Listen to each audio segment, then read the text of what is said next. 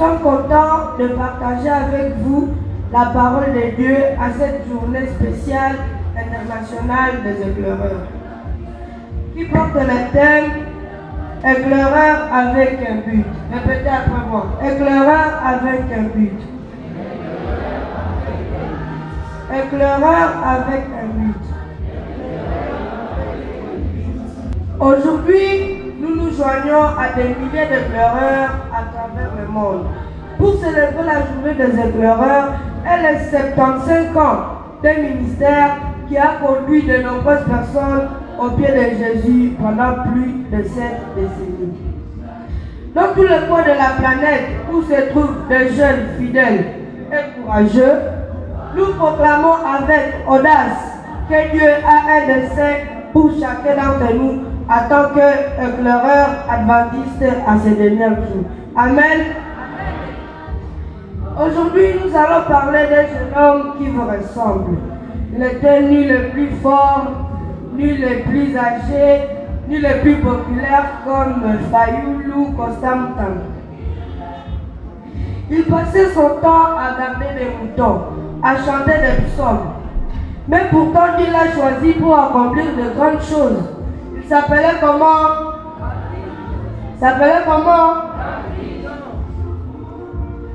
David était un jeune homme déterminé, un véritable éclaireur, avant même d'entrer sur le champ de bataille. Et Dieu veut que vous viviez aussi avec détermination. Amen. Amen. Examinons plusieurs aspects importants de sa vie qui nous offrent des principes clairs sur la manière d'être des éclaireurs déterminés. Chaque point élèvera notre pensée et nous rassurera sur le fait que Dieu accomplit son dessein en nous. Le terme éclaireur avec un but a sous-points, 7 points. Le premier point, un jeune homme avec vocation. Le deuxième point, le but naît dans le secret. Le troisième point, un éclaireur qui a un but fait confiance à Dieu. Le quatrième point, le chemin vers la réalisation des objectifs. Le cinquième point, un éclaireur qui a un but honore Dieu. Le sixième point, Dieu accomplit son dessein. À la fin, nous allons vous appeler et faire la prière. David, un jeune homme ordinaire avec une vocation éternelle. Lorsque le prophète Samuel se rendit chez Jessé pour être le nouveau roi, tout le monde pensait que ça serait l'un des frères aînés de David. Mais Dieu dit, ne prends peu garde à son apparence et à la hauteur de sa taille, car je l'ai rejeté. L'homme considère ce qui frappe aux yeux, mais l'Éternel regarde au cœur. Amen. Dieu ne cherchait pas l'apparence, mais la volonté. David gardait des moutons, un travail humble, mais alors que les autres le méprisaient, Dieu le préparait. En étant éclaireur adventiste, notre objectif commence par purifier nos cœurs devant Dieu et transformer nos vies à l'image du Christ. Vous n'occupez pas aujourd'hui un poste important, mais Dieu vous voit. Votre fidélité dans les petites choses façonne votre caractère pour vous préparer à assumer de grandes responsabilités. Amen. Les billets dans les secrets. David n'a pas commencé par tuer des géants. Ses premières victoires n'étaient pas publiques. Son objectif a commencé dans les champs, où il gardait les moutons. Il composait aussi des chants pour louer Dieu. Apprenait à utiliser une fronde et défendait son troupeau contre les ours et les lions. La Bible affirme, c'est ainsi que ton serviteur a terrassé les lions et l'ours. Avant d'affronter Goliath, David avait déjà remporté plusieurs batailles silencieuses. Quand personne ne le regardait, il restait fidèle. L'Esprit de Dieu habitait son cœur. Éclaireur, souvenez-vous, nous ne pouvons faire ressortir que ce que nous avons stocké dans nos cœurs. Lorsque nous sommes confrontés à des pressions, qu'il s'agisse de problèmes familiaux, des pressions sociales, la paresse, tout ce qui peut nuire à notre foi. Si nous ne portons pas les valeurs de Jésus dans notre cœur, si nous ne lisons pas la Bible, ou si nous ne mémorisons pas ses conseils, nous ne pourrons pas résister. Les petites décisions quotidiennes, être honnête, obéir à nos parents, résister à la tentation, nous préparent à relever des défis plus importants. Un éclaireur qui a un but fait confiance à Dieu. En tant qu'éclaireur, nous sommes confrontés à des grands défis dans nos écoles, dans nos foyers, nos communautés. Parfois, ces défis nous semblent insurmontables et peuvent perturber notre tranquillité. Nous sommes tous exposés aux attaques de l'ennemi. C'est pourquoi nous devons rester vigilants. Dans les moments difficiles, souvenez-vous de l'engagement et de la loi des éclaireurs. Ils vous aideront à rester sur la bonne voie. Vous allez répéter après moi l'engagement des éclaireurs. Par la grâce de Dieu, je serai pur, bon et loyal. J'observerai la loi des éclaireurs et je serai un serviteur de Dieu et l'ami de tous. Par la grâce de Dieu, je serai pur, bon et loyal. J'observerai la loi des éclaireurs et je serai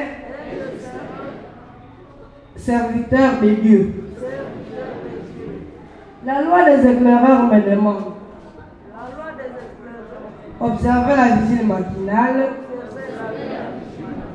accomplir fidèlement mon devoir,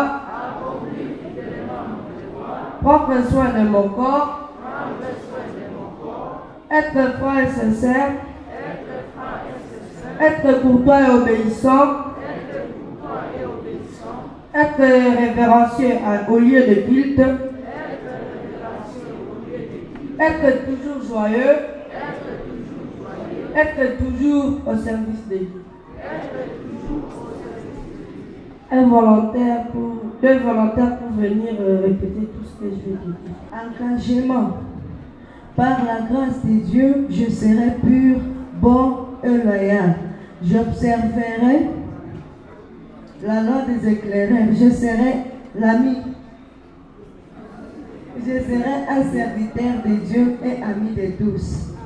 La loi des éclaireurs me demande à observer la vigile matinale, accomplir fidèlement mon devoir, prendre soin de mon corps, être franc et sincère, être courtois et obéissant, être révérencieux au lieu du culte, être toujours joyeux, être toujours au service de Dieu.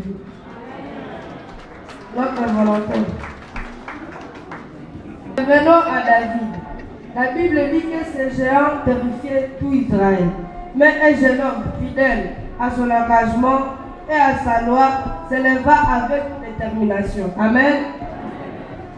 40 jours durant, le peuple avait tremblé sous le défi arrogant du géant. David a dit, tu marches contre moi avec l'épée, la lance et les javelins, et moi je marche contre toi au nom de l'Éternel des armées. Amen. Amen. Louons Dieu pour la confiance que cet éclaireur avait en son caractère. Vous aussi, vous pouvez relever tous les défis au nom du Seigneur. Amen. Un éclaireur qui a un but ne faut pas les géants, ou il affronte en plaçant toute sa confiance en Dieu. Amen. Amen. Le chemin vers la réalisation de ses objectifs n'est pas facile. N'oubliez pas qu'une grande victoire ne signifie pas que les épreuves sont terminées. Après avoir tué Goliath, David va-t-il être couronné roi? David va-t-il être couronné roi? Non, il a été poursuivi pendant des années par le roi Saül. Il a vécu dans des grottes, a été trahi et a souffert de la faim. Le chemin qui mène au but traverse le désert avant d'atteindre le palais. Si vous traversez une période difficile, ne vous découragez pas. Dieu continue d'agir en vous. Amen. Le désert n'est pas une fin en soi, mais fait partie de votre préparation en tant qu'éclaireur. Amen. Un éclaireur qui a un but honore Dieu. Même lorsque David eut l'occasion de tuer Saül, son ennemi, il dit, tu vois maintenant de tes propres yeux que l'Éternel t'avait livré entre mes mains dans la caverne. David avait du pouvoir, mais il avait aussi une grande révérence pour Dieu. Il reconnaissait l'autorité et respectait loin du Seigneur. Les éclaireurs respectent leurs pasteurs, leurs dirigeants, leurs maîtres de chorale, leurs enseignants, ainsi de suite. Le but ne justifie jamais le mal. Un véritable éclaireur qui a un but ne cherche pas à obtenir des résultats. Il cherche à plaire à Dieu à toutes choses. Amen. Dieu accomplit son dessein. Finalement, David fut couronné roi. Mais le plus grand honneur ne fut pas le trône. Mais le fait que Jésus, notre Sauveur, soit ici de s'aligner. L'Éternel agira à ma faveur. Répétez s'il vous plaît. L'Éternel agira à ma faveur. Grâce à la fidélité de David, sa vie s'est intégrée dans le plan de rédemption. Quelle belle réalité! C'est de la vie de cet éclaireur fort et fidèle qu'est né notre Sauveur Jésus-Christ. Amen. Amen. Il est notre seul exemple de ce que signifie être un jeune capable de grandes choses, de grandes victoires, fidèle comme une boussole en son pôle. Vous et moi faisons partie de la dernière génération des éclaireurs sur cette terre. Jésus, notre grand chef guide, vient bientôt nous chercher. Les signes indiquent que très bientôt, tous les éclaireurs animés d'une mission célébreront ce moment glorieux où nous verrons Jésus-Christ venir dans toute sa majesté. Amen. Les éclaireurs qui ont un but. Vous êtes peut-être aujourd'hui dans votre champ, qui peut être votre école, votre travail, votre communauté. Peut-être que personne ne voit ce que vous faites, mais Dieu, lui, le voit. Amen. Peut-être que vous êtes confronté à des géants, qui peuvent être les intimidations, les tentations, la peur, l'insécurité. Mais si vous marchez avec Dieu, son destin s'accomplira. Amen. Amen. Aujourd'hui, Dieu vous demande, voulez-vous être un éclaireur comme David?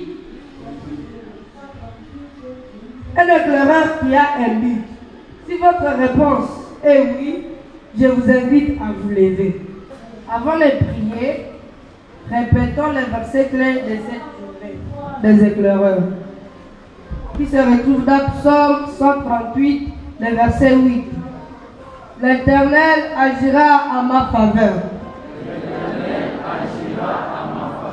Éternel, ta bonté dure toujours. N'abandonne pas les œuvres de tes mains.